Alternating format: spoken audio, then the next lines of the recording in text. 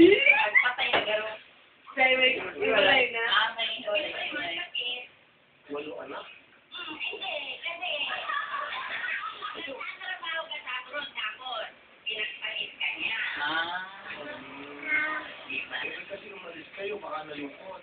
Diba? Hindi, siyempre, pili sa kahirapan ng buhay para mapag-aral ang mga anak. Kaya ako tinatanong para may matutunan kami sa inyong experience ha.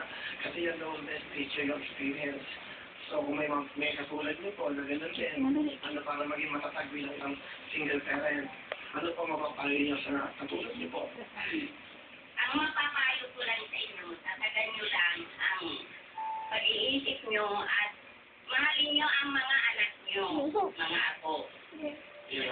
Salamat po lang. Ano po ang talent po? Ano po ang talent? Within yung sasayaw. Ganun po. Okay, ano po? Pero po, may kasama po ba kayo? Meron ba kayong ECI? Ang ECI! Ano yung ECI? Ano natin? Yung ito, mga 30 pesos ang itsura ito.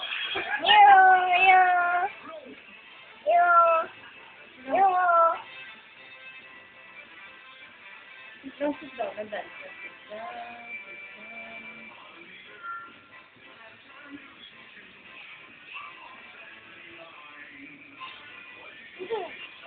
Pag yan ay talaga na ano.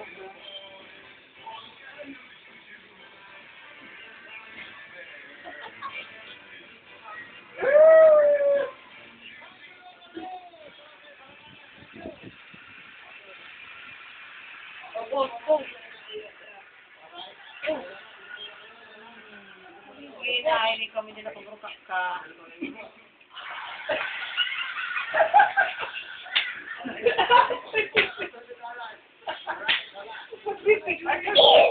Wow.